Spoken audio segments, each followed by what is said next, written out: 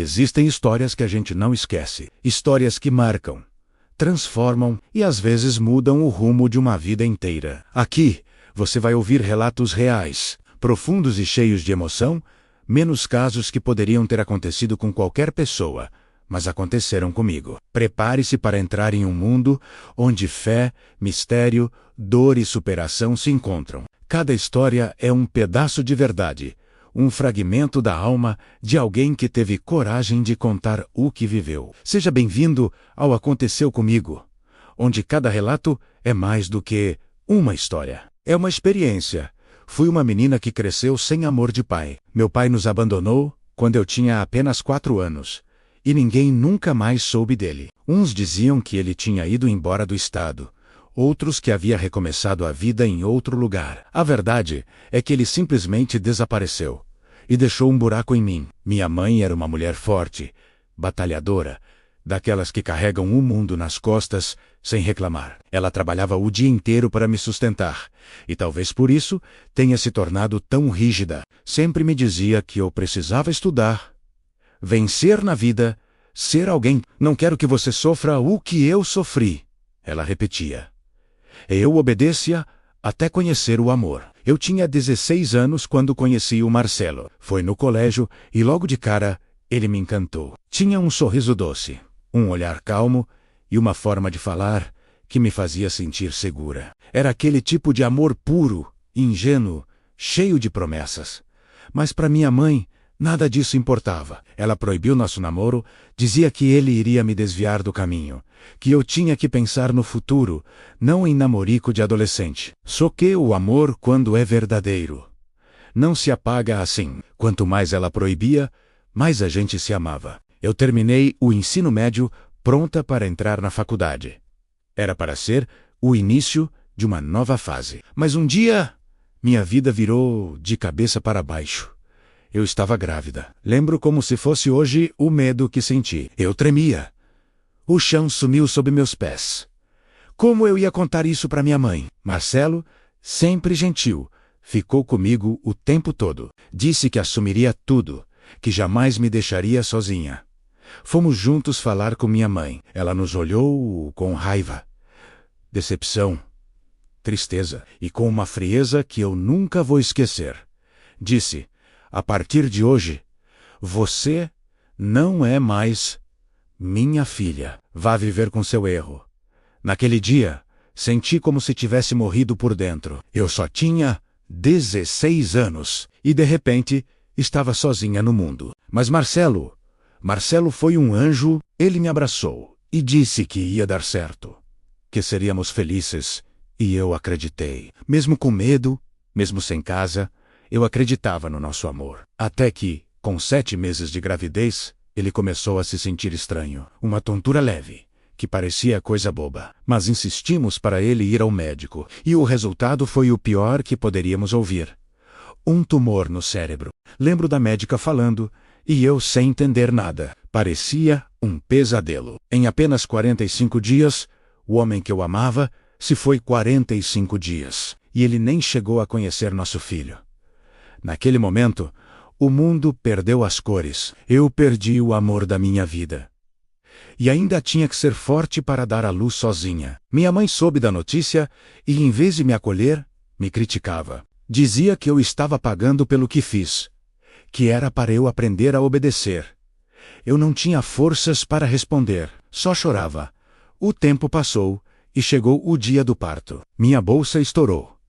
Mas nada de dor, nada de dilatação.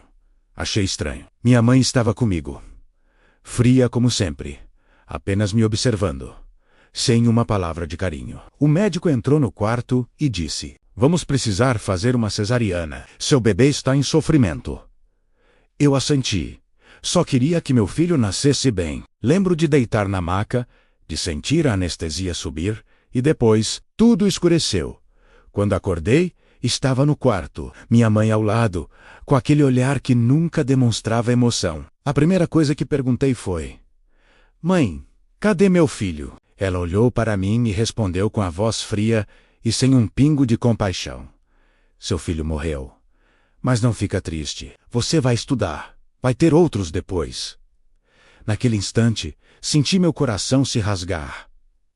Eu gritei, chorei, implorei para ver meu bebê, mas ela dizia que já estava tudo resolvido, que não queria que eu sofresse. Disse que ele tinha sido cremado e me deu uma caixinha com cinzas dizendo que era dele. Mas eu sabia, algo dentro de mim dizia que havia algo errado, e aquele pressentimento me acompanhou por anos a vida sério. Trabalhei como faxineira, garçonete, ajudante de cozinha. Fiz de tudo.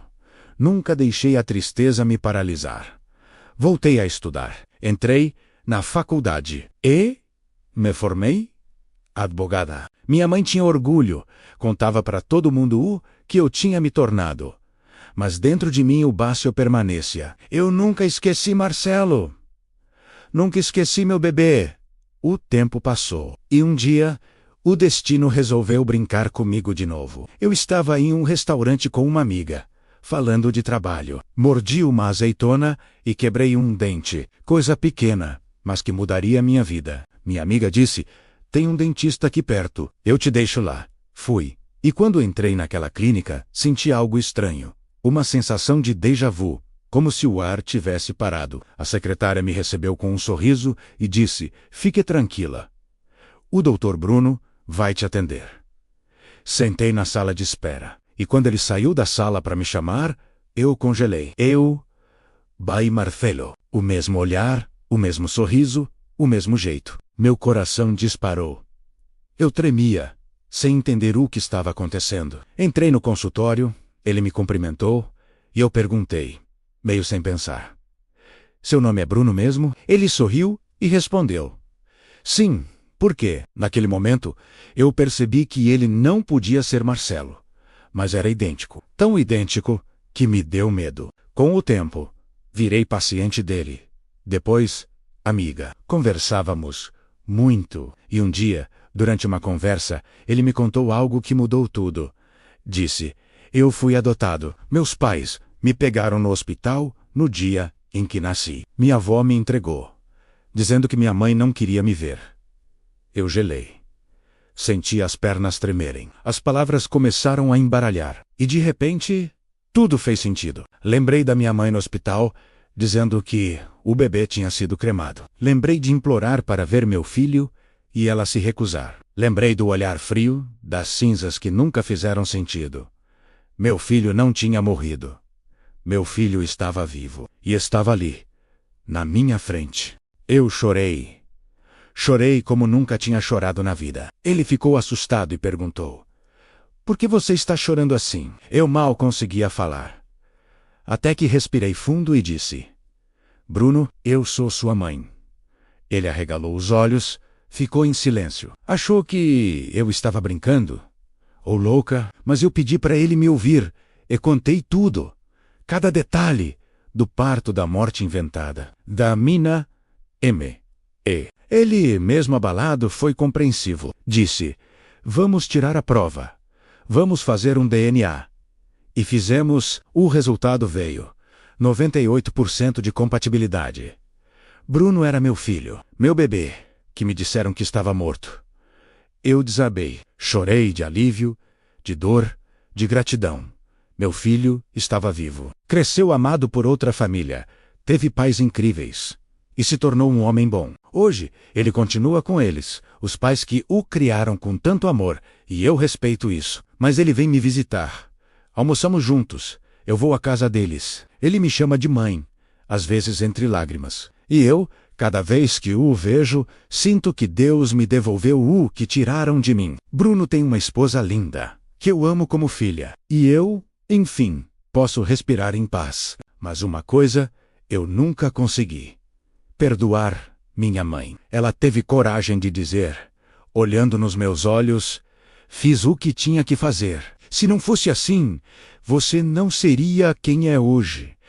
Talvez ela tenha razão, mas nada justifica uma mãe arrancar o filho dos braços de outra. Hoje, eu sou uma mulher forte, realizada, mas marcada por uma dor que o tempo não apaga. Aprendi que o amor de mãe é eterno, e que nem mesmo uma mentira pode separar duas almas que nasceram para se encontrar. Porque, depois de 24 anos, Deus me devolveu o meu filho. E esse foi o maior milagre da minha vida. E foi depois desse reencontro milagroso que a minha vida mudou mais uma vez. No começo, eu não sabia como lidar com tudo. Era como se eu estivesse vivendo dois mundos ao mesmo tempo.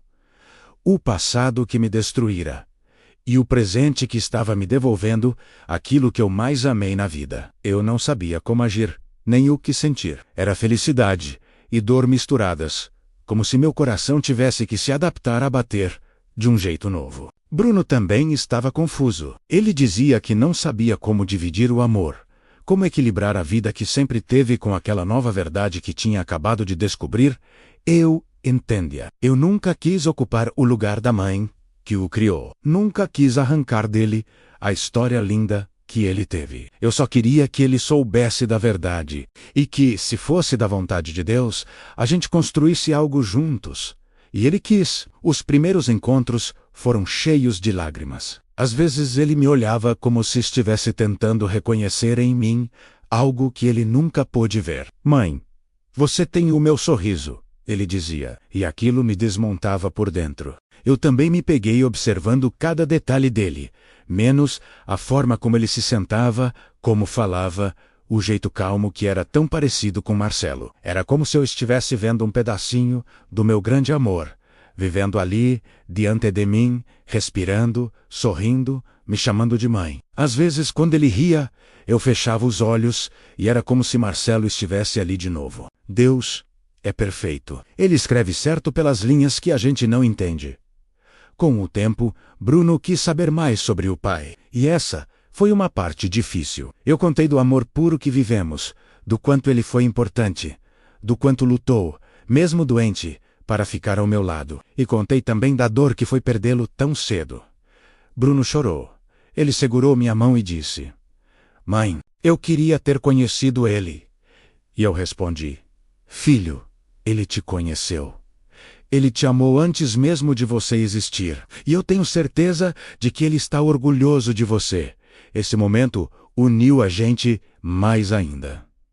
Enquanto isso, minha mãe, ela se afastou. Eu não procurei. Não porque eu desejava o mal, mas porque eu não tinha forças. Eu carreguei a falta dela por tantos anos, carreguei a dor de ser rejeitada, expulsa, humilhada. Eu tentei por muito tempo compreender seus motivos, mas existia algo que eu não conseguia atravessar. Ela não só me tirou meu filho, ela tirou de mim a chance de viver a maternidade, de viver o amor mais puro que existe. Um dia, depois de alguns meses do reencontro com Bruno, recebi uma ligação. Minha mãe estava internada.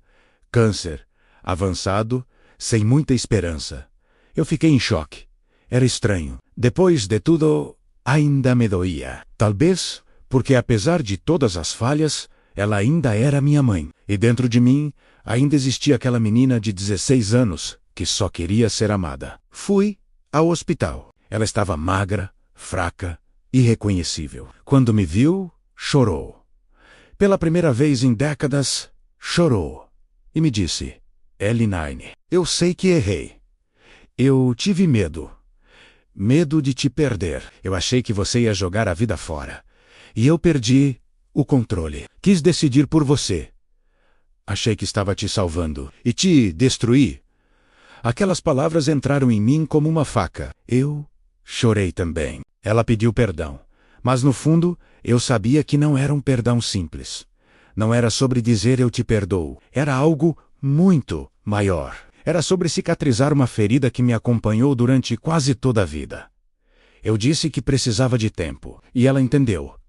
2 semanas depois, ela faleceu. Eu não senti raiva, não senti alívio. Senti paz, porque, pela primeira vez, ela tinha me visto. Não como a filha que ela queria moldar, mas como a mulher que eu tinha me tornado.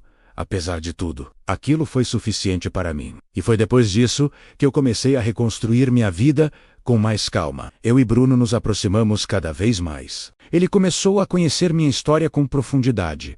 Não só a dor, mas também as vitórias, as lutas, as conquistas e tudo aquilo que precisei enfrentar para sobreviver. Um dia, ele me disse: Mãe, você passou por tanta coisa e mesmo assim, não virou uma pessoa amarga.